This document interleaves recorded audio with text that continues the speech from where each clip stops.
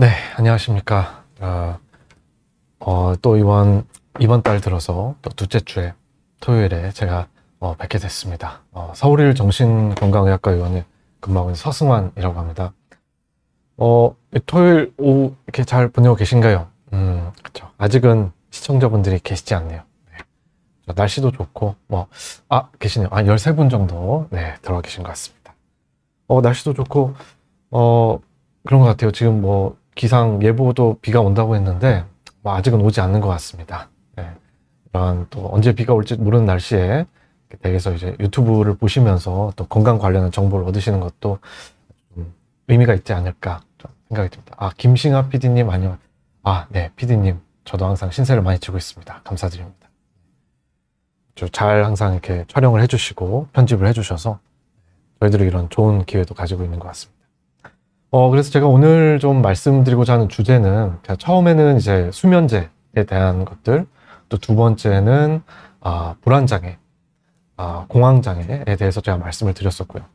이번 달에는 제가 이제 강박증이라는 주제를 가지고 좀 찾아뵙게 됐습니다. 네. 안녕하십니까. 네, 전세계님. 감사드립니다.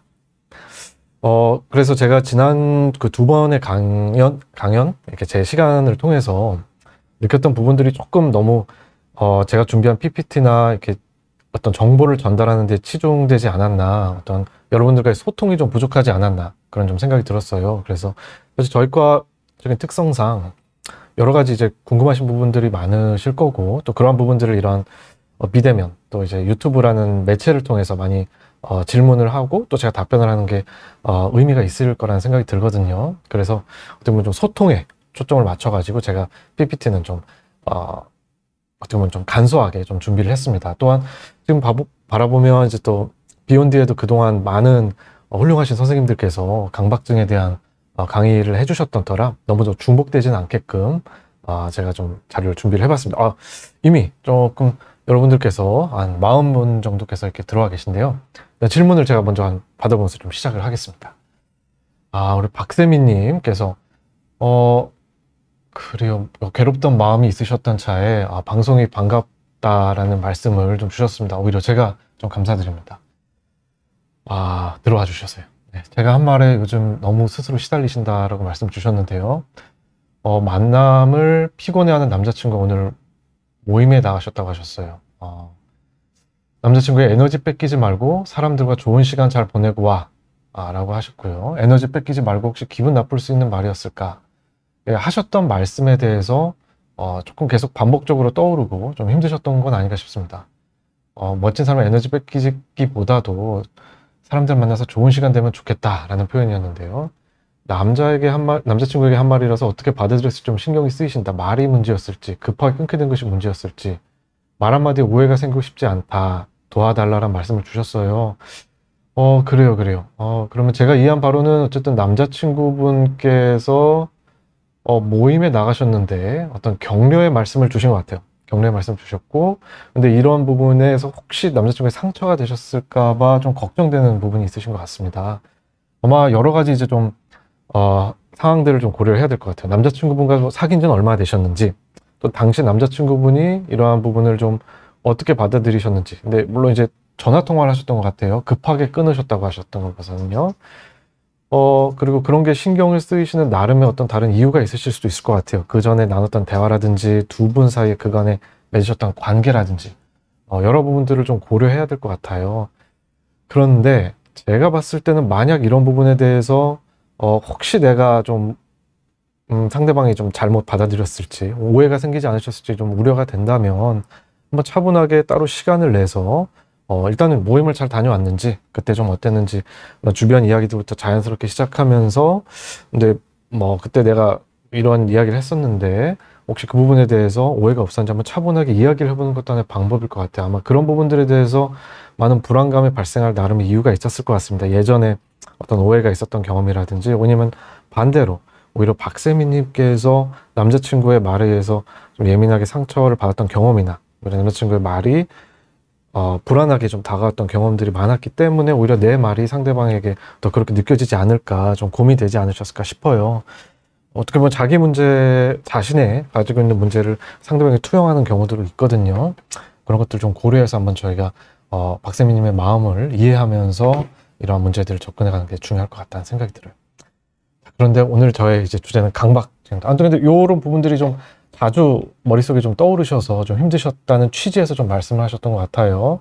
일단 구체적인 방법을 한번 요렇게 좀 접근해 보시는 게 좋지 않을까 싶어요. 자, 그래도 제가 준비한 PPT가 있기 때문에 좀 아예 또 말씀을 안 드릴 수는 없어서, 자, 일단은 조금 좀 발표를 좀 드리도록 하겠습니다.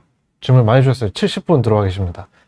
오는 길을 보니까 차도에 차가 별로 없더라고요. 많이 좀 되게 오늘 비가 온다고 하셔서 계시기 때문에 오늘 또 많은 질문을 주신 게 아닌가 싶습니다. 좋습니다. 그래서 강박장애라는 것은 그 두 가지 핵심 요인이 있는데요. 강박사고와 강박행동으로 이루어집니다. 두 가지가 같이 있는 게 대부분이에요. 근데 둘 중에 하나만 있는 경우도 있긴 있거든요. 근데 대부분은 이제 두 가지가 다 같이 있다고 이제 이해하시면 될 것 같습니다. 그래서 강박사고는 우리가 원하지 않는데, 자꾸만 머릿속에 침투적으로 드는 생각들로서 생각뿐만 아니라 이미지나 충동도 포함되는데요. 오염에 대한 걱정이라든지, 그쵸. 확인을 해야 한다든지, 성적인 혹은 공격적인, 충동적인 생각, 또 어떤 우리가 순서에 맞춰야 된다든지, 정리정돈을 해야 되겠다는 그런 생각들, 여러 가지 이제 생각들이 있거든요. 그런 생각들을 원하지 않는데도 머릿속에 반복적으로 드는, 그런 상황이죠. 강박사고란 것은. 그리고 이제, 강박행동이란 것은 이런 강박사고에서 발생하는 불안감들을 낮추기 위한 어떤 반복적인, 의례적인 행동을 지칭합니다. 근데 이런 것이 겉으로 보이는 운동뿐만 아니라, 행동뿐만 아니라, 멘탈 액트라고 해서 머릿속으로 숫자를 쓴다든지, 노래를 부른다든지, 이런 것들도 강박 행동이라고 그래요. 포함을 시켜요. 그래서 제가 생각을 해보면, 사실 저도 제 기억이 정확치 않은데, 한 5, 6살 때, 그때 이제, 저도 이러한 비슷한 경험을 한 적이 있었습니다. 어떤 경우는 그때 당시에 이제 유행했었던 유명한 또 아주 명작이죠. 포레시맨이라는 어떤 전대물, 일본에서 건너온 그런 전대물이 이제 우리나라에 유행을 했었는데요. 지금 보시는 한 20대 초반, 10대 분들은 잘 모르실 겁니다. 포레시맨이라는 어떤 역사적인 그런 작품이 있었는데, 제가 어렸을 때 그 후레시맨이 처음 도입부가 옛날에 막 그렇게 시작하거든요. 그 주제곡의 처음을 머릿속에 떠오르면 그걸 끝까지 머릿속에서 이렇게 생각하지 않으면은 불안해지는 그런 증상이 있었던 것 같아요. 제가 생각해보면. 그런 증상이 있었고, 또 보도블록 걸을 때도 약간, 그 선이 있는데 거기에 맞춰서 좀 걸으려는 그런 이제 저의, 강박 증상들이 좀 있었던 기억이 납니다. 특별히 치료를 받지 않고요. 제 생각에는 한 중고등학교 때좀 초등학교 한 고학년 때좀 없어진 것 같아요. 치료는 특별히 받지 않았는데, 어쨌든 그런 경험들을 했었고, 그래서 그런 강박 증상들을 가지고 제 외래 오시는 분들께 더욱 좀 공감을 할 수 있는 그런 토대가 되지 않나. 또한 이 유튜브에서 오늘 말씀 주시는 분들의 어떤 현상에도 제가 많이 이해할 수 있는 부분이 있지 않나. 좀 그렇게 생각이 듭니다. 그런 멘탈 액트, 그런 정신적인 활동, 생각, 그런 부분들도 이 강박 장애에서 나타날 수 있는 부분이다. 그런 걸 좀 말씀드리고 싶어요. 아까 잘 들린다고 말씀 주셨고요. 잠깐만요. 우리 박세민님께서 또 말씀을 주셨는데, 일단은 제가 이어가도록 하겠습니다. 근데 제가 볼 수 있는 채팅창에 이렇게 위아래가 조금 한정이 있어가지고 제가 약간 놓치는 부분들이 있는 거를 좀 양해 부탁드립니다. 그래서 우리 PD님께서 잘 캐치해 주셔서 계속 말씀 주시고 계시니까요. 자, 최대한 말씀드리도록. 벌써 10분이 지났네요. 네. 자, 다음으로 가겠습니다. 레리비님, 안녕하세요. 네. 자, 그리고 프랑스와 조스카님. 누구나 질문을 주신 것 같아요. 자, 그럼 다음, 일단은 제가 준비된 질문을 또 말씀드리겠습니다. 그래서 반복해서 오래 씻는 증상이 있으신 분들이, 그럼 나도 이제 강박장애신가 좀 물어보시는 경우들이 많아요. 그리고 이런 부분들이 주 증상인지 말씀을 주시는데, 아까 말씀드렸듯이 이제 여기서 강박장애에서 나타날 수 있는 증상들은 아주 다양합니다. 또 그런 부분들은, 놀랍게도 조금 시대상을 반영하는 부분도 있고요. 역사적인 관점에서 사실 이 강박장애 최초의 기술은 기원전 한 2000년경부터 옛날 기록부터 좀 바빌로니안 시대 때부터 좀 증거들이 관찰됐었다고 해요. 그래서 그때랑 지금이랑 좀 나타나는 양상에도 변화가 있지만은 전 세계적으로 좀 공통적으로 나타나는 부분들을 관찰해 보면은 오염과 질병에 대한 공포라든지 이런 심텀 디멘션, 증상 차원이라고 하거든요. 오염에 대한 부분, 또 대칭에 대한 부분, 또 숫자 세기, 또한 어떤 공격적인 성향, 예를 들어 성적이나 어떤 혹은 종교적인 그런 생각들, 또는 누군가에게 피해를 끼치지 않을지, 나에게 해를 끼치지 않을지, 이런 피해에 대한 생각들이 좀 증상근에 포함이 될 수가 있습니다. 숫자 패턴, 도덕관념 이런 것들이 이제 써져 있는 부분이고요. 또한 과도한 청결, 반복적인 확인, 특정한 규칙에 맞춰서 보행한다든지, 아니면은 이제 강박증이라고 이제 저희 구분하지 않지만 그것과 관련된 질환으로서 발모벽, 혹은 이제 피부 뜯기증, 혹은 이제 강박, 저장 질환이라고도 하는데요. 이러한 이제 사진에서 보이듯이 이런 현상들을 좀 초래할 수가 있습니다. 강박증과 관련된 현상으로서. 다이애나 브라우니 레이디 지니님, 아주 아이디가 기시네요. 안녕하세요. 이렇게 순하리하리, 아하, 네. 또 미리미네님, 안녕하십니까. 그렇죠. 메소포타미아 문명, 바빌로니아. 그때 이제 기록부터 있던 게 어떤 최초의 보고가 아닌가라는 주장도 있습니다. 또 다른 질문으로 제가 좀 넘어가도록 할게요. 일단은 강박장애를 갖고 계신 분들, 튜너님, 손톱 뜯는 것도 포함되는지. 그렇죠. 피부 특기증이라는 이제 질환이 있는데, 큰 범죄에서 보면 손톱, 그 부분도 이제 좀 포함시켜서 보는 시각들도 있거든요. 근데 그 부분은 강박증과는 좀 다른 부분은, 강박증은 아까 말씀드렸듯이 강박 사고가 있습니다. 그래서 그런 불안감을 유발하는 침투적인, 원하지 않는데 반복적으로 드는 생각들이 있어요. 그런데 이제 피부 뜯기증 같은 경우에는 그런 강박 사고가 대체적으로는 좀 없거나 빈약합니다. 대신에 이제 반복적으로 그런 충동들이 드는 거죠. 그래서 피부를 이제 뜯게 되는 그런 반복적인 행동, 그리고 그것을 억제하려는 수없는 노력에도 불구하고 조절이 되지가 않고, 이어서 그러한 행동들이 어떤 직업, 또 사회적인 일상생활에서의 기능저하, 현저한 그런 일상생활에서의 어려움들을 초래하는 경우에 우리가 좀 진단을 내리곤 합니다. 다만 강박증과 같이 동반되어 있는 경우도 충분히 있어요. 그런 만큼 다른 다른 증상들은 없으신지 그것도 한번 좀 고려를 해야 됩니다. 자, 그리고 다음 PPT로 넘어가서요. 강박장애를 갖고 튜너님께서 또 한 가지 좀 질문을 주셨어요. 어린아이도 강박증이 생길 수 있는지 좀 물어보셨는데 좋은 질문이십니다. 사실 뒤에도 제가 나옵니다만 이 소아기 때 강박증과 성인기 때 강박증에 좀 차이점이 있어요. 그래서 소아기 때 강박증은 생길 수가 있습니다, 일단. 그리고 보통 초발 연령이 19.5세 정도에서 관찰이 되는데 4분의 1 정도는 10대 초반에서도 관찰이 돼요. 그리고 그런 발생 기전에 있어서도 조금 좀 차이점들이 있고 증상의 차이점들이 있는 만큼 그 부분 제가 뒤에서 조금 더 말씀드리도록 하겠습니다. 자, 그럼 PPT로 다시 돌아가서 강박장애를 갖고 있는 사람은 자신의 행동에 비합리적인 생각 못하는 경우, 그러니까는 예를 들어서 막 청결을 계속 강조하고 손을 씻으시고 집안을 정리하고 이런 분들은 본인이 문제인 걸 모르지 않느냐, 이런 말씀을 주시는데요. 일부는 맞고 일부는 아닙니다. 사실 예전 같은 경우, 사실 제가 이제 학교 다닐 때 저희가 배웠던 바로는 강박증은 이제 이질적이다. 그래서 본인이 비합리적인 것을 알고 있고, 그래서 이 증상에 대해서 본인이 많이 괴로워한다 라는 것이 이제 예전에 좀 관점이기도 했거든요.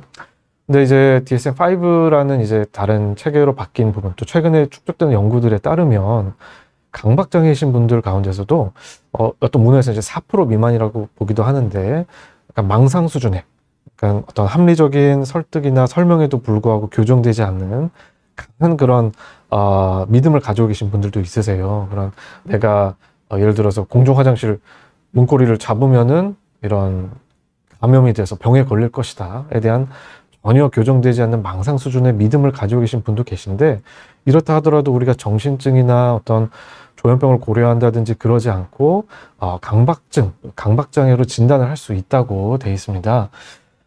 그런 만큼 이제 어떻게 보면은 병식에 있어서는 강박증에서 여러 이제 단계가 있고요. 그런 병식이 없을수록, 즉 질환에 대한 이해가 부족하실수록 치료 예후가 어렵고 치료가 좀 어려운 측면이 있습니다. 특히 뒤에서 설명드릴 인지행동 치료, 제가 지난번에 수면이나 불안장애에서도 설명드렸던 그런 우리들이 약물 치료 외에 써볼 수 있는 그런 우리들의 연습과 노력, 교육 이런 부분들을 통해 치료하는 인지행동 치료도 사실 병식이 부족하시면, 질환에 대한 인정이나 이해가 모자라시면 치료가 어렵다는 부분이 있어요. 그래서 이해 수준은 사람마다 좀 많이 다르실 수 있다. 그렇게 좀 말씀드릴 수 있을 것 같습니다. 자, 그러면 이 강박 증상이 왜 생기느냐? 전세계님, 그쵸. 초신성 플래시맨, 지구방위대 후레쉬맨, 그쵸. 일본에서 나온 대형 팬더 89년에, 맞아요. 그때 그 비디오 가게에서 제가 많이 좀 빌려서 봤었던 기억이 납니다. 아주 눈물을 흘리면서 봤었던 또 마지막 편에서 아주 슬픈 내용입니다. 혹시 안 보신 분들이 있으시면은 추천드립니다. 네. 그래서 이제 왜 그러면은 이제 강박증이 생기느냐를 보시면은 사실 이제 여러 연구들이 이루어져 왔고, 이제 최근 얼마 전에 이제 또 권준수 교수님께서도 이제 비욘디 채널에서 말씀을 좀 주신 바 있으셨어요. 이제 지금까지 밝혀진 이제 신경 생리학적인 그런 원인들을 종합해서 말씀을 드린다면은, 일단은 이 강박증이 또 여러 다른 이제 정신 질환 중에서 드물게 이런 발생 기전이 신경 생리적으로 아주 뚜렷하게 규명이 잘 돼 있는 몇 안 되는 질환 중에 하나입니다. 즉 관련이 되어 있는 뇌 부위들이 잘 밝혀져 있다는 뜻이죠. 그래서 이런 좀 파란색으로 표시된 피질, 그렇죠. 마우스 포인터가 보이시죠? 안화전두, 이 오비토 프론탈 콜텍스라고 하는 거, 전전두엽, 프리프론탈 콜텍스, 전측 대상해, 안테리어 싱귤러 콜텍스라고도 하는데, 이 세 부위, 또 이 선조체와 시상, 이런 것들, 이 부위의 회로, 또 각 영역에서의 비정상 소견들이 관찰된다라는 것들이 전 세계 연구에서 이제 반복적으로 관찰이 되고 보고가 되고 있습니다. 또 이러한 회로들과 관련되어서 이제 세로토닌, 도파민, 글루타메이트, 이것도 넘어갔네. 이러한 그 신경 전달 물질들이 좀 관여를 한다. 이런 작동들이 좀 부족한 부분들, 혹은 과한 부분들이 좀 일부 좀 관찰이 되고 있고요. 또한 그 원인으로서 좀 제시되고 있는 부분들이 일부 아직 인과관계 확실하게 입증된 건 아니지만은 감염, 또 스트랩토코커스라는 그런 병원균이 있거든요. 이런 것들이 그냥 감염이라든지 호르몬과 관련해서 생리전, 또 출산 전후가 원인으로 작용할 수 있다는 부분, 스트레스, 트라우마도 그런 강박증의 원인으로 작용할 수 있다라는 주장들이 있습니다. 아까 다정한 꼬부기님께서 본인이 갖고 있는 특정한 버릇들이 강박장애 수준인지 아닌지 분간할 수 있는 방법이 있는가에 대한 질문을 주셨어요. 되게 중요한 질문입니다. 그래서 사실 이거에 대한 딱 아주 선을 가르듯이 중요한 기준이라기보다는 이제 임상가들마다 좀 판단하는 게 다를 수 있지만, 이러한 강박 사고와 강박 행동 때문에 하루 동안에 내가 이제 그것 때문에만 쓰는 시간이 예를 들어서 하루에 1시간 이상이다, 아니면 3, 4시간 이상 일 경우, 또한 이러한 부분 때문에 내가 일상생활에서 원래 하던 것들을 잘 못한다. 예를 들어서 너무 내가 그 확인을 하고 또 반복적인 확인 때문에 데드라인에 맞춰서 프로젝트를 끝내야 되는데 자꾸만 데드라인을 넘겨가지고 상사로부터 지적도 받고, 내가 교정하려고 해도 도저히 되지가 않고 확인하는 그런 습관들 때문에, 그런 경우에는 이제 장애 수준이다, 어떤 치료와 또 접근이 도움이 필요한 수준이다 라고 우리가 좀 판단할 수 있겠습니다. 결국에는 이제 중요한 부분은 내가 정말 실제 생활에서 원래 잘 하던 것들, 혹은 잘 해야 되는 것들을 못하게 되느냐, 이런 부분들이 중요한 기준이라고 볼 수 있을 것 같아요. 자, 강박적인 불안장애에서 우리 미리민네님께서 불안장애에서 떨어져 나왔다고 알고 있는데 어떻게 해야 될까요? 그쵸. 그래서 이제 그 예전 같은 경우 이제 불안장애 큰 틀 안에서 이제 해석하게 됐는데, 어떻게 보면 이제 강박장애, 강박 관련 질환들을 한 5가지 정도 묶어서 다른 이제 질환 범주로 좀 분류해서 하는 것들이 이제 최근에 움직임이기도 합니다. 그 5가지 질환이라는 게 이제 강박증 포함해서 신체 이용 장애, 또 저장 강박, 호딩 디스오더라고 해서 저장 질환, 또 발모벽, 이제 털을 뽑는 거죠.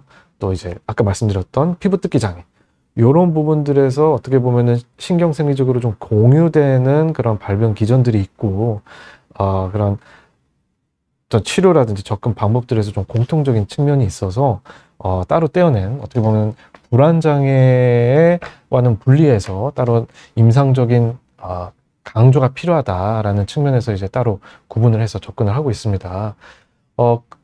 어떻게 해야 될까라는 부분은 어쨌든 그런 부분에 대해서 좀 더 우리가 관심을 갖고 질환 군이 그런 증상들 경험하셨을 때 적극적으로 치료 또한 도움을 받는 것들을 한번 고려를 해봐야 되겠죠. 그래서 일단 다음 PPT로 제가 좀 넘어가도록 하겠습니다. 벌써 22분이네요. 네. 제가 일단 PPT를 빨리 마무리하겠습니다. 그래서 좀 많이 궁금하실 수 있겠는데요. 그러면은 언제부터 생기느냐? 지금 내 나이면은 좀 이제 없으면 안심을 해도 되느냐? 이렇게 좀 물어보실 수 있는데요. 일단 평균 발병은 19.5세라고 되어 있습니다. 이 발병 연령이라든지 이런 부분은 사실 전 세계적으로 크게 차이는 없어요. 이게 그 미국 데이터긴 한데 우리나라도 크게 다르진 않다고 보시면 될 것 같습니다. 그래서 4분의 1, 한 25% 정도는 14세 이전에 생기고요. 저 같은 경우, 저도 아까 경험했었지, 대여섯 살 때 좀 경험했었으니까요. 남성 같은 경우에는 조금 더 빨리 좀 경험을 많이 발생을 한다고 되어 있고, 여성이 좀 더 나중에 생긴다고 되어 있습니다.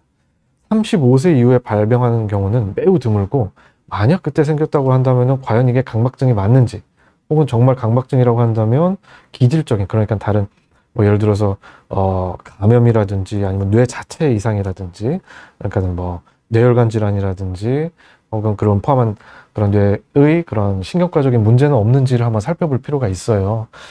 또한 이런 강박증 유병률은 한 1%에서 2% 정도로 보고가 되고 있고, 보통 전체 인구로 따지면 여성이 좀 더 많습니다. 여성이 1.5%, 남성이 한 1% 정도로 좀 차이가 있고, 다만 이제 소화기 때, 소아청소년기 때는 남성이 좀 더 많다고는 돼 있어요. 좀 더 많습니다. 그렇게 해서 제가 설명드릴 수 있을 것 같고요. 네. 그리고 치료에 대해서 말씀드리면은, 사실 치료는 그러면 어떻게 할 것이냐. 여러 가지 이제 치료 방법들이 있습니다. 잘 아시다시피 그런 약물 치료 혹은 인지행동 치료가 사실 주된 아주 중요한 치료 방법이에요. 그럼 어떤 치료를 먼저 사용하고 복합적으로 치료를 할지 여부를 판단할 때는 일단 첫 번째 증상의 심각도를 고려합니다. 얼마나 좀 지금 당장 너무 심하고 일상생활이 되지 않고 집중이 안 되고 하루 종일 그런 강박 사고와 행동에 빠져 계신 분께는 사실 어느 정도 먼저 증상을 좀 경감시킨 다음에 인지행동 치료, 그럼 우리가 교육도 받고 열심히 스스로 노출도 시키고 이완요법도 하고 이런 것들을 하실 수가 있지, 증상이 너무 심할 때는 사실 어렵습니다. 그래서 약물 치료를 좀 먼저 시도하는 그런 방법들을 쓸 수가 있고요. 동반질환 유무, 그래서 우울증, 조울증 이런 아니면 틱이라든지 여러 ADHD라든지 증상들이 있을 때는 그런 부분도 같이 고려해서 적절하게 좀 약을 써줄 필요가 있고요. 특히 조울증 같은 경우에는 세로토닌 재흡수 억제제를 함부로 쓰기가 조금 어려운 측면도 있기 때문에 여러 이제 치료적인 고려들이 필요합니다. 또 질환에 대한 이해도가 필요해요. 그래서 아까 말씀드렸듯이 질환에 대한 이해가 너무 적으신, 병식이 없으신, 즉 나는 전혀 문제가 없다라고 받아들이시는 분께는 아까 말씀드렸던 인지행동 치료의 동기부여가 사실 어렵습니다. 그래서 어떤 약물 치료를 위주로 이렇게 좀 진행되는 경우도 많고요.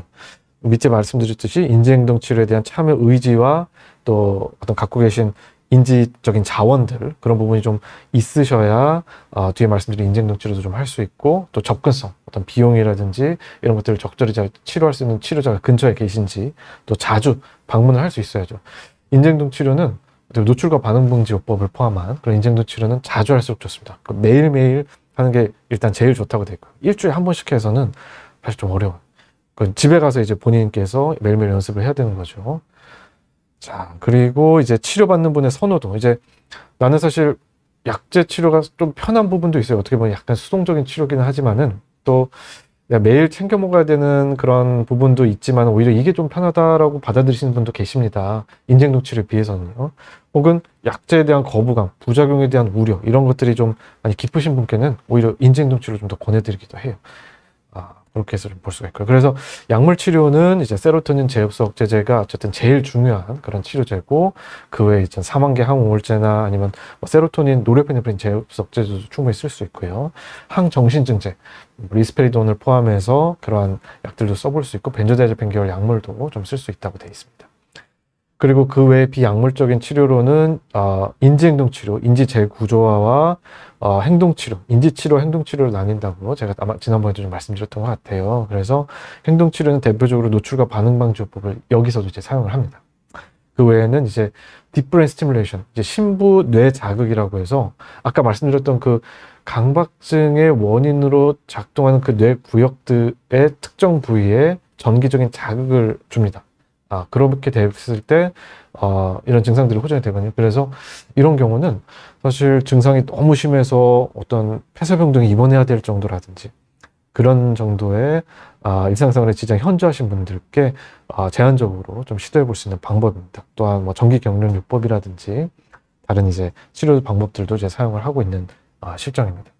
그래서 아까 제가 그 몇 안 되게 그런 질환의 이거 앞을 보시면 질환의 그 신경 생리학적인 구조물들, 그 뇌 안에 어떤 영역들이 관련이 있는지가 잘 밝혀져 있는 질환이다라고 한 것을 강조드린 이유는 이게 생물학적인 원인이 잘 밝혀져 있다는 거죠. 그래서 우리가 강박 사고와 강박 행동들을 경험하실 때 이것이 내 마음의 어떤 내 의지의 문제다, 혹은 내가 생각만 잘 고쳐, 어떻게 보면 심리적인 부분, 나의 의지에 대한 것에만 너무 초점을 맞출 게 아니라 이런 생물학적인 부분들이 충분히 그 원인으로서 작동하고 있기 때문에 약물 치료의 중요성에 대해서도 우리가 상당히 좀 다시 한번 생각해 볼 필요가 있다. 약에 대한 거부감이 있으신 분들도 약물 치료에 대해서 너무 이렇게 거부적으로 받아들이실 필요는 없다라는 걸 좀 말씀드리고 싶어요.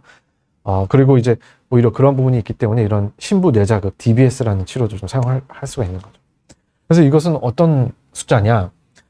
지금까지의 연구를 보면 그럼 이런 치료를 통해서 어떤 결과를 기대할 수 있는가? 한 3개월 정도의 집중적인 약물과 인지행동 치료를 복합해서 치료를 했을 때는 많게는 60%에서 유의미한 호전들을 경험하실 수가 있습니다. 적게는 한 25%에서 50% 정도라고 보고한 데도 있지만은 60%까지도 충분히 좀 호전을 경험할 수가 있고요. 반대로 치료하지 않는 경우에는 40년 추적 관찰한 논문인데 20% 정도는 자연적으로 좀 호전이 된다고는 돼 있어요. 하지만 너무 긴 기간 동안 이런 증상 때문에 일상생활에 지장을 받고 직업적으로나 사회적으로나 관계도 훼손되고 하시려던 업무적인 성취도 이루지 못하신다면 그로 인한 치료받지 않으셔서 발생하게 되는 그런 손해들이 막심할 것으로 좀 생각이 됩니다. 그런 만큼 적절히 잘 치료를 받으심으로써 삶의 질을 높이고 행복하고 또 건강하게 사는 방법들을 우리가 좀 적극적으로 고려해야 되지 않을까 그런 생각이 들어요. 자, 그래서 30분이 벌써 됐네요. 자, 그러면 Q&A를 제가 조금 더 가져보도록 하겠습니다. K님께서 제가 지금 눈에 띄었는데요. 다른 치료법을 추천해 주세요. 제발요. 라고 말씀을 주셨어요. 그 전에 좀 한번 말씀 주시죠. 제가 이제 그 위에 부분부터 좀 말씀을 좀 여쭙도록 할게요. 현재 28세이시고요. K님. 네. 유치원 때부터 양말 끝이 뾰족하게 나오면 평평하게 하려는 강박이 있으셨고요. 청소년기 때는 틱장애가 있으셨다고 하셨습니다. 그리고 다른 분한테 말씀하시기도 민망한 어떤 더러운 생각, 싫은 생각이 좀 자주 들 때가 있다고 하셨어요. 실제로 이 소화기 때 에는 그러한 양상들이 좀 나타납니다. 특히 소화기 때 나타나는 강박 사고, 어떤 성별에 대해서는 제가 잘 모릅니다만은 소화기 때 남성들 같은 경우에 특히 이런 금기된 생각이라든지 공격적인 생각들이 좀 더 많이 들고, 소아청소년기 때 생겼을 때 여성 같은 경우에는 어떤 청결에 대한 강박들이 좀 더 많이 생긴다고는 돼 있어요. 그래서 미만 더러운 생각 충분히 이제 소화기 때 발생을 하셨다면 생길 수 있는 현상이고요. 지금까지 그래서 28세까지 졸로포트정을 좀 드셨다가 임의적으로 좀 끊으셨다는 말씀을 주셨어요. 약물 처방 위주의 치료가 좀 힘들다는 말씀도 주셨고요. 원래 이런가 다른 치료법을 추천해달라라는, 남성분이라는 말씀도 주셨는데 다른 치료법을 추천해달라라는 말씀도 주셨습니다. 그래요. 그래서 유치원 때부터 경험을 하셨고 상당히 오랜 기간, 어떻게 보면 20년 이상 그런 증상을 좀 경험을 하셨고요. 특별히 이제 좀 나아지지 않는 상황에서 장기가 좀 힘드셨을 것 같습니다. 그래서 졸로푸트 사실 이제 소화기 때 어떻게 보면 그 세로토닌 제흡수 억제제 계열 가운데 그 이제 식약 FDA에서 인증된, 또 어떻게 보면 입증된 사용하기에 몇 안 되는 약 중에 하나거든요. 약물 선택 자체는 나쁘진 않았던 것 같아요. 그런데 이러한 현상 자체는 이런 강박장애에서 충분히 동반될 수 있는 현상입니다. 임의적으로 끊으셨던 부분이 조금 좀 한번 그 부분에 대한 부분을 좀 여쭙고 싶어요.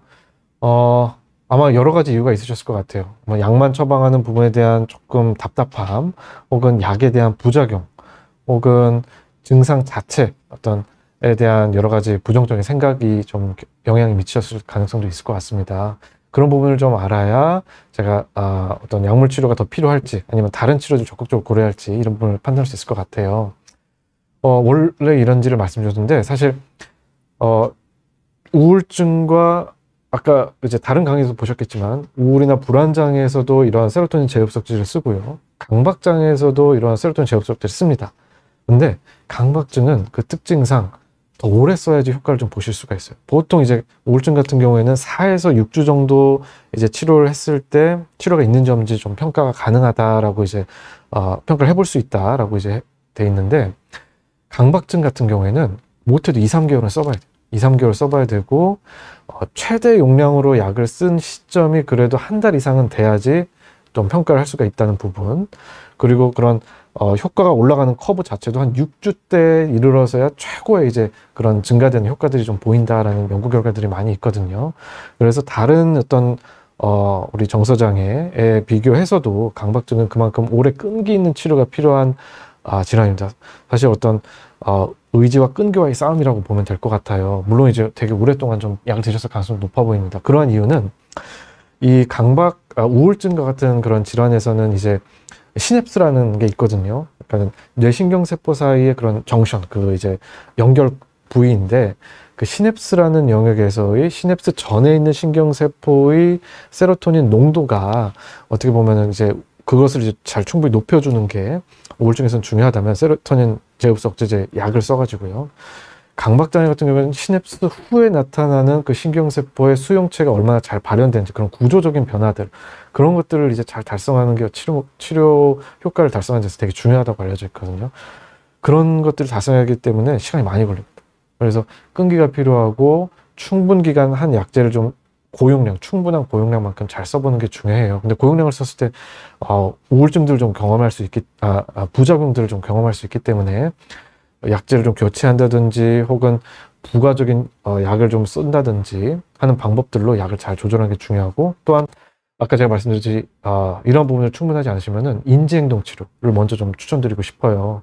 그래서 인지 재구조와 또 어떤 노출과 반응 방지 요법들을 좀 쓰면서 좀 접근을 하는 게 중요할 것 같습니다. 제가 좀 드릴 말씀이 더 많은데 어떤 다른 질문들이 조금 좀 있으시기 때문에 어쨌든 이러한 부분들 인지 재활 치료, 인지 행동 치료도 충분히 좀 같이 병행을 하면서 치료해 보셨으면 하는 마음이 있습니다. 좀 아무튼 그런 부분들도 챙기면 좋을 것 같습니다. 네. 다음 질문을 한번 좀 여쭤보고 싶습니다. 네, 그래서 제 병원을 오셔도 되는지를 같이 물어보셨는데, 네, 뭐 당연히 댁 근처 병원도 가셔도 좋고 언제든 제 병원 오셔도 좋고요. 근데 꾸준히 아무튼 자주 갈 수 있는 병원이 제일 좋을 것 같습니다. 그래서 약조 짧은 간격으로 잘 부작용 없이 맞추고 인지행동 치료도 적절히 받으시는 게 되게 중요할 것 같아요. 다음 질문을 보면은 잠깐만요. 그럼 다음 질문을 제가 그러면은 안정희님, 네네. 안녕하세요. 성장 과정에서 잠깐만요. 항상 매를 맞으시고 불안 속에 살아서 그런지 지금도 좀 불안하시다라는 좀 말씀을 주셨어요. 맞습니다. 그런 어떤 신체적인 혹은 정서적인 학대라든지 좀 어떤 양육 과정에서의 그런 어려움들이 있으셨다면은 불안 장애에 좀 더 잘 이완이 된다고 알려져 있고 특히 이런 오늘 제가 말씀드린 강박 장애에도 좀 영향이 있을 수 있어요. 많이 불안하실 수 있을 것 같습니다.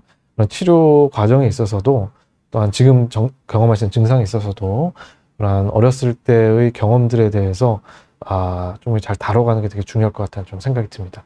그런 부분들을 그러니까 처음부터 조금 좀 말씀하기 힘드시다면 현재 느껴지는 어려움들부터 서서히 이제 마음을 열어 가시고 그 다음에 이제 단계적으로 접근해 보는 것도 좀 고려할 수 있을 것 같아요. 네, 다음 질문 제가 보도록 하겠습니다. 그레이님, 보시면은 알코올 중독, 니코틴 중독, 마약 중독은 중독에 해당되지만 강박증이라고도 표현을 한다. 맞는지를 좀 질문 주셨어요. 벤조다이제핀으로 머리를 가라앉히고 금단 치료로도 많이 쓰인다. 벤조다이제핀을 계속 투여하면 나중에 치매가 오지 않을까 말씀 주셨습니다. 조금 좀 다른 개념인 것 같아요. 물론 이제 같이 동반되는 경우도 있습니다. 강박증이 한 20, 30% 정도에서도 어떤 특정 물질 중독 혹은 행위 중독에 좀 이완이 될 수가 있고요. 중독에서도 마찬가지로 강박적인 그런 특성이 있거든요. 그렇지만은 강박증은 어떤 강박 사고, 우리가 원치 않는데 침투를 반복적으로 드는 그런 강박 사고와 그로 인해서 생기는 불안증을 혼혈시키는 강박 행동으로 이어지는 부분들이 있다라는 것을 어떻게 보면 좀 차이점이라고 볼 수가 있을 것 같아요. 행위 중독 같은 경우에는 어떤 그런 특정한 대상이 좀 정해져 있는 경우들이 좀 있고요. 알코올이라든지 니코틴, 마약이라든지. 그래서 치료 같은 경우에도 그런 중독은 그런 특히 알코올 중독 같은 경우에도 갈망을 좀 줄이는 그런 약들, 날트렉손이라든지 그런 것들을 좀 쓰게 됩니다. 마약 중독 같은 경우에도 날록손이라든지 여러 가지 그런 중독을 좀 해결하는 약들 좀 쓰고요. 벤조다이제핀 계열 약은 불안 정도를 낮춰주는 약으로서 두 가지 이제 모두에서 좀 사용할 수 있는 약인데, 계속 투약을 할 경우에 치매가 오지 않느냐. 지금까지 나온 연구 결과들을 종합을 하면은 일부 연구에서는 향후에 치매 발생과의 연관성이 있다라는 논문도 있고요. 그렇지 않다라는, 오히려 조금 그런 불면이라든지 관련된 불안을 조절함으로써 그런 것들이 사실 치매 위험인자라는 보고들도 있거든요. 그런 위험인자를 해소함으로써 오히려 치매 발병률을 낮추거나 혹은 영향이 없다라는 연구가 같이 보고가 되고 있는 실정이긴 합니다. 그리고 그러한 벤조다이제핀 계열이 이제 치매와 관련이 있다라는 메타 분석이라는 건 이제 어떻게 보면은 무작위 배정 연구들을 여러 가지를 모아가지고 그런 결론들을 도출하는 연구라고 쉽게 말씀드릴 수 있거든요. 그런 연구에서 그 포함된 그 무작위 대조 연구들이 각각 이질성이 좀 심하다라는 특징들이 있어요. 그러니까 이질성 같이 동질해야지 그 여러 연구들을 묶었을 때 의미 있는 결론들을 도출할 수가 있거든요. 그 포함된 연구들 사이에 이질성, 그 특성 사이 차이가 크면은 사실 거기서부터 도출해낸 결론도 조금 신뢰하기 어려운 측면들이 있습니다. 사실 제가 뭐 벤조다이제핀을 옹호하고 적극 사용을 권장하기 위해서 이런 말씀을 드리는 게 아니라 의학 연구의 한계점들에 대해서 좀 말씀을 좀 짚어드리고 싶어요. 반대로 이제 사실 벤조다이제핀 계열이 오히려 좀 긍정적인 효과 혹은 관련이 없다는 연구도 그런 한계점을 동시에 가지고 있습니다. 그래서 이런 의학 연구들을 우리가 해석할 때 좀 주의할 점이 있다는 걸 말씀드리고요. 그래서 지금까지의 임상적인 가이드라인은 벤조다이제핀이라든지 그런 수면제 계열을 쓸 이유가 있으셨을 거예요. 불안이나 불면들 이런 것들을 어떤 임상적으로 아주 지장이 큰 정도로 발생하고 있다면 그런 것들을 조절할 정도로 최소 용량의 딱 적정 기간 동안 쓰는 것은 오히려 필요하다고 봅니다. 다만 그것을 넘어서 너무 고용량으로 장기적인 쓰는 것은 배제를 하는 거죠. 그것은 이제 권장되지 않는 거죠. 그리고 쓰더라도 너무 이제 작용 시간이 짧은 트리아졸람이라든지 할시온이라는 상품을 가지고 있는데 그런 것들은 극히 좀 조심을 해야 된다라고 좀 알려져 있습니다. 그렇게 좀 말씀드릴 수 있을 것 같고요. 그리고 튜너님, 그럼 강박증은 호르몬 영향인 건가요?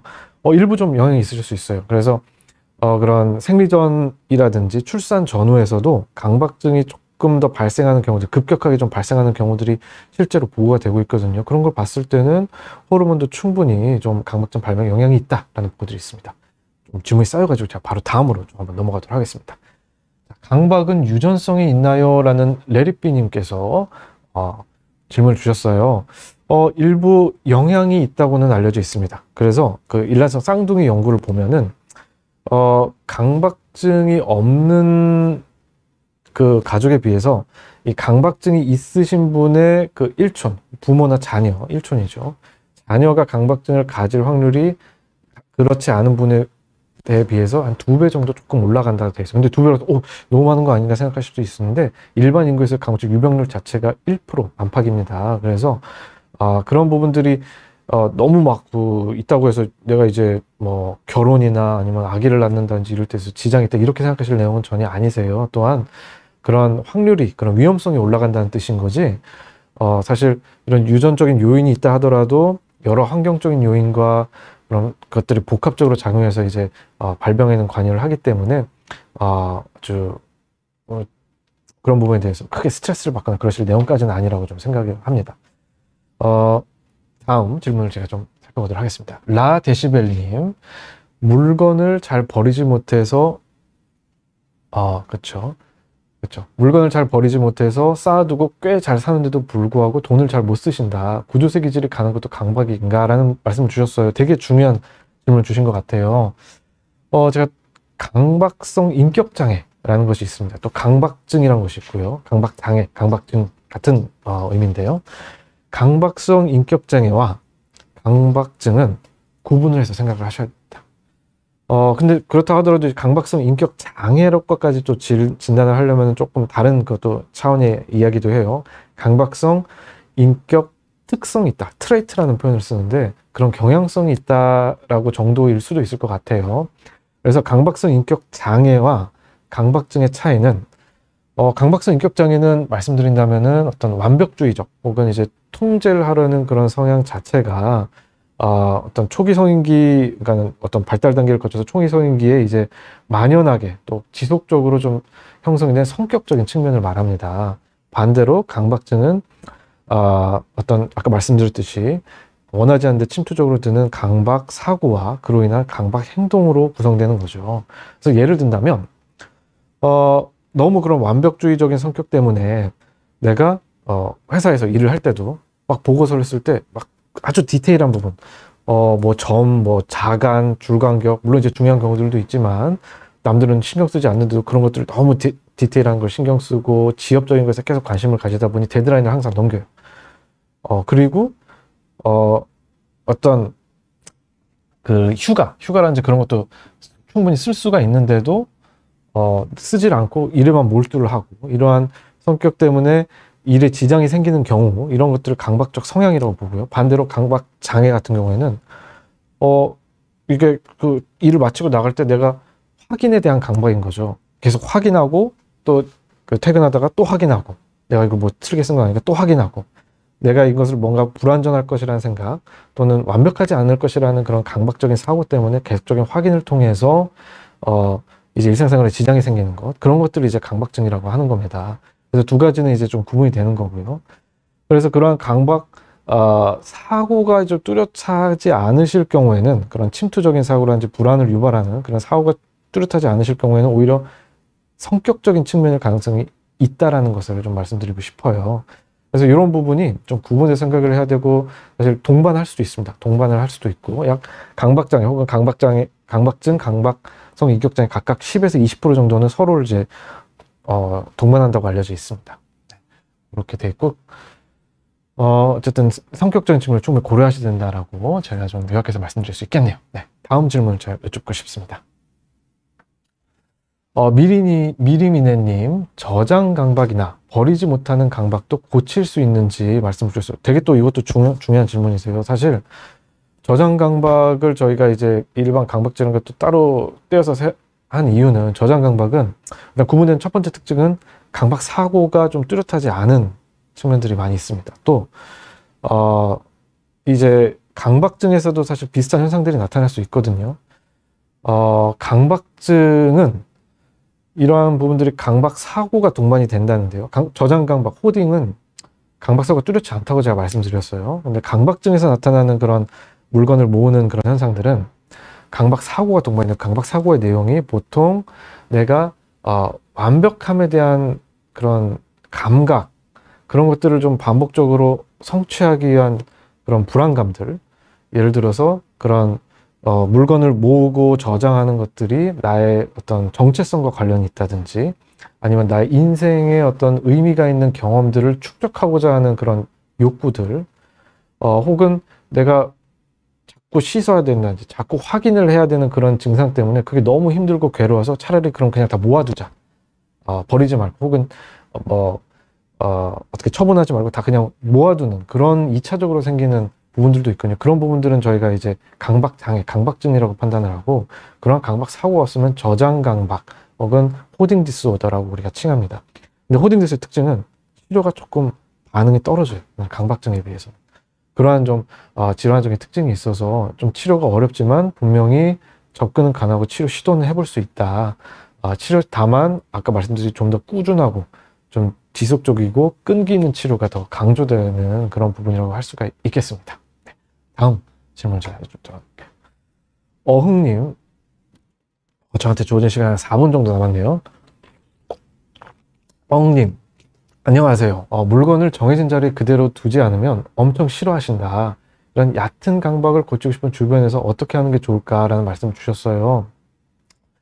사실 이런 부분도 어떤 정해진 규칙을 자신만의 어떤 정해진 규칙을 지킨다든지 어떤 정리정돈, 또 청결 이런 부분에 대한 통제에 대한 욕구들 이런 게 있는 부분도 사실 강박 장애가 아니라 강박성 인격 성향인지 여부를 한번 좀 고려를 해봐야 됩니다. 이런 부분을 일단 좀 염두에 두시고요.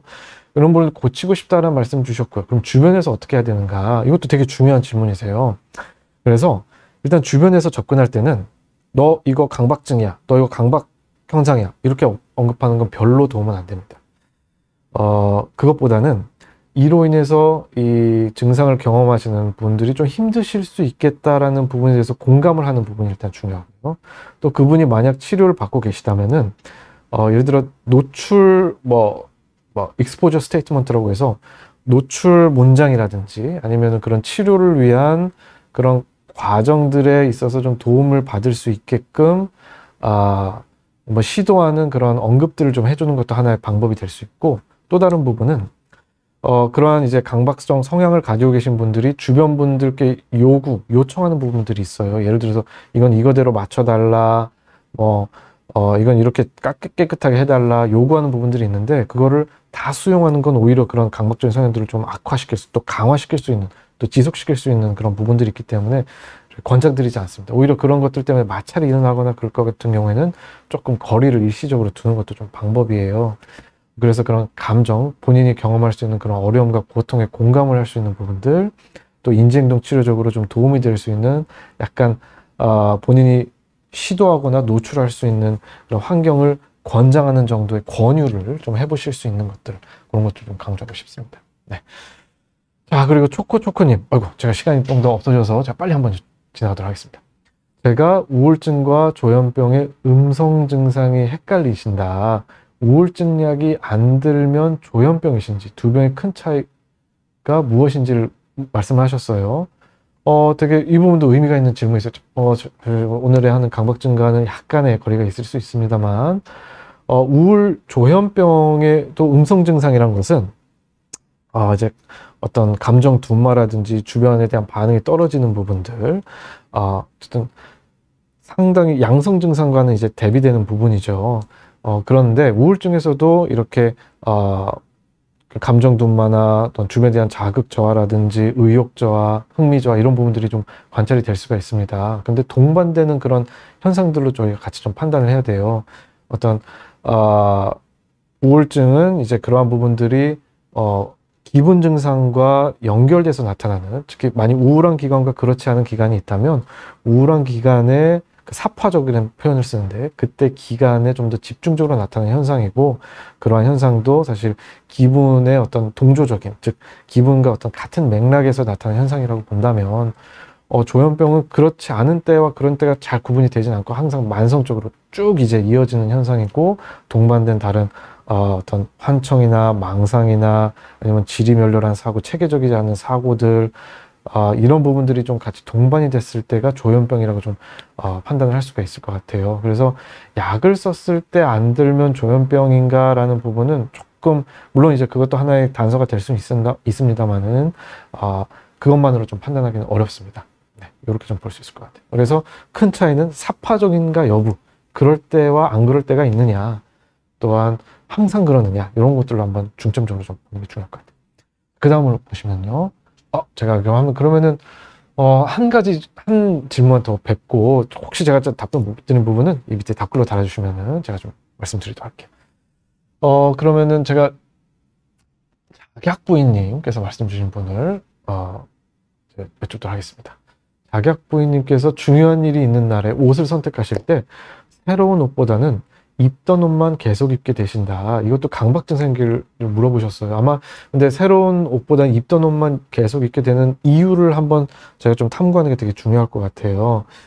예를 들어서 어떤 새로운 옷이 더러워질까 봐 어떤 오염에 대한 공포와 청결에 대한 강박이 있으신 경우, 그래서 기존 것을 사용하지 못하시고 만약 사용하게 될 경우에 계속적인 어떤 세탁과 확인과 이런 부분들이 동반될 때는 강박증을 저희가 좀 강박장애를 좀 고려를 해봐야 될 것 같고요. 아니면은 정말 검소한 그런 또는 특별히 경제적으로 어렵지 않으신데도 돈 쓰는 것에 대한 상당한 거부감들이 있으신 그런 강박적 인격 성향이신 분들도 계시거든요. 그런 부분들, 어떤 강박 사업, 그런 부분들이 혹시 뚜렷하진 않은가, 이런 부분들도 한번 좀 고려를 해봐야 할 것 같습니다. 아니면은 그런 입던 옷에 대한 특별한 애착이라든지 어떤 정서적인 의미가 있으셔서 그것만을 입는다면, 그럴 만한 합당한 이유가 있으시다면 이런 걸 장애라고 볼 수는 또 없을 수 있죠.